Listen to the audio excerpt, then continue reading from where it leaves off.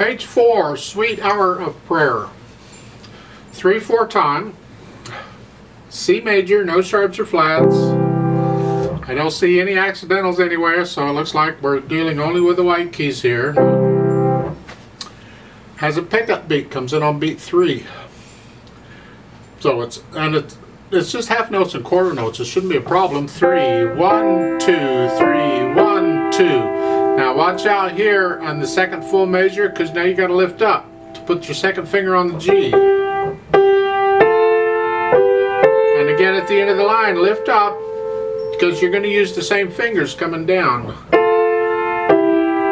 Second line, it's 2/4, and then here for the second measure, I recommend you use the third finger on that E. Just go here. This way you don't have to cross over the thumb. I think that works out fine. And there's other places this happens. I'm going to use the same finger. And then at the end of the line, you lift up at the phrase and put your thumb on the C. And then move again. And then move again. At the bottom again, third finger for the second measure. And then for the third measure, fourth finger on that half note. Here. So I can do a 1-3 and a 2.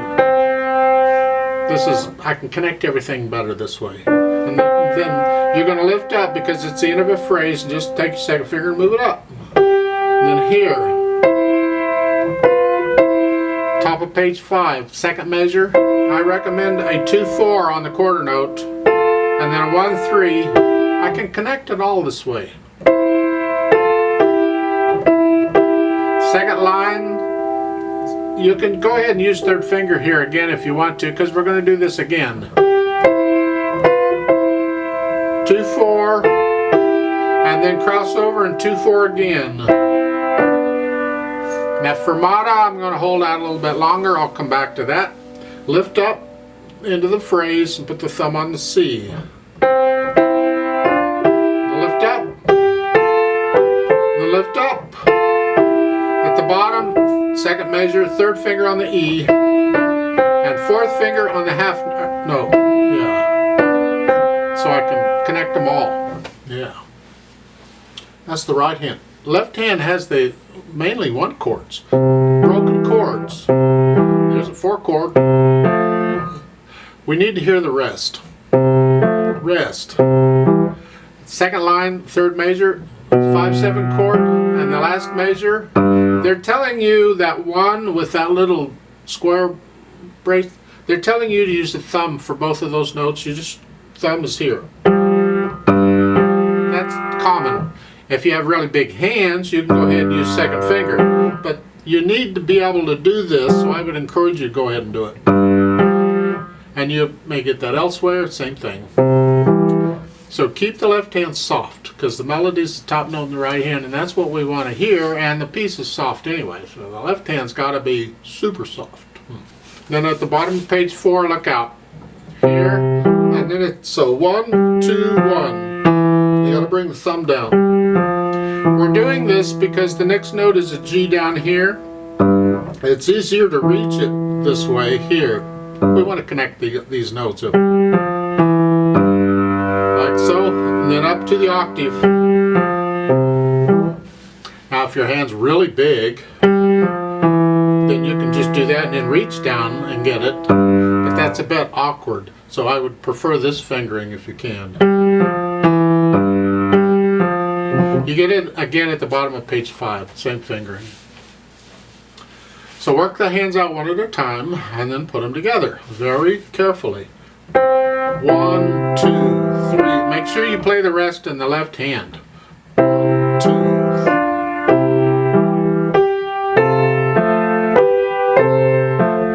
See, we want to hear that third beat in the right hand by itself. You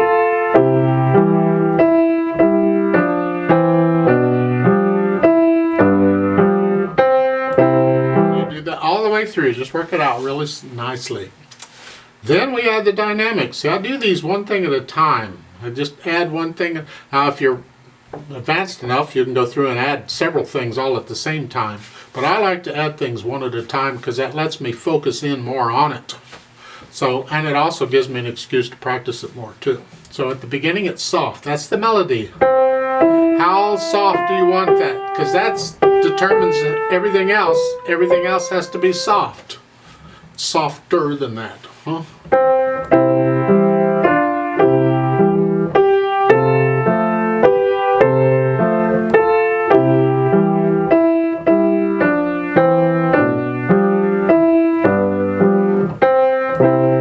Keep it way down. Then at the bottom of the page, the last beat, it's a little crescendo. Now you're going to come up to a medium loud at the top of page 5.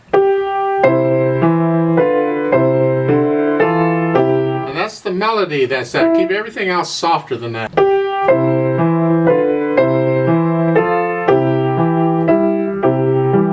Stay there. You're still at medium loud. Second line at the end, the last two measures, you come down and retard. Then you're going to hold that quarter note in the left hand 2 counts instead of 1 because I'm going to play this with a metronome. If you're not playing with a metronome, you just hold it as long as it feels right. And then lift everything up, just a speck of silence, complete silence, and then we go on. All tempo means resume your speed. Then at the bottom, last time retardando. So at the end, the last 3 measures, the last time you play it, you're going to slow down. However slow you think it feels right is all. And I say the last time because there are verses down there where you could actually play this 3 times, 1 for each verse, because there's no repeat sign marked. It's just understood that if there's multiple verses, you're just going to keep repeating it. So it's like there is a repeat sign, but there isn't a repeat sign. I sound like a politician now, don't I? And that's that. And then when you get all that worked out, then add the pedal. I kind of like the way they're doing this pedal. This pedaling technique they're using is kind of a standard technique for waltzes, but I'd still like to adjust it just a little bit. By that I mean they're pedaling like the first beat or so, because the natural accent is the first beat of a measure. It's 1, 2, 3, 1, 2, and you push the pedal down for the first beat only, and that helps to reinforce that accent. You're not trying to accent it, it just happens. You feel it. Now what they're doing is they're actually pedaling the first 2 beats and lifting it up on the 3rd beat so we can hear the rest. My problem is they're not consistent, and I would prefer they be consistent. So it's like at the first line here on page 4, look at the second full measure. They're pedaling all the way through that, and it's a different fret. No, I lift the pedal up on beat 3 on that second full measure, and at the end of the line, again, lift it up on beat 3 so we can hear that rest in the left hand. And at the second line, first measure, lift it up on beat 3 so the E is by itself in the right hand. And anywhere else in this arrangement that's like this, do it the same way. So the pedaling at the beginning is this way.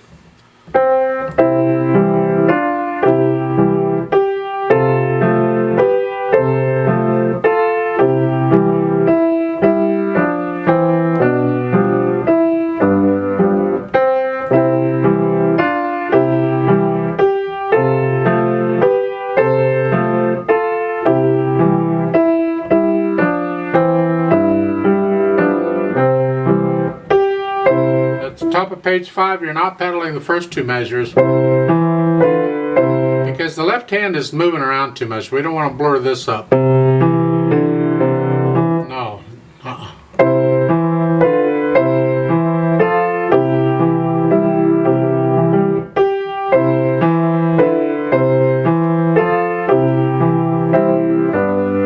The end of the second line there on page 5, I'll lift the pedal up with the hands.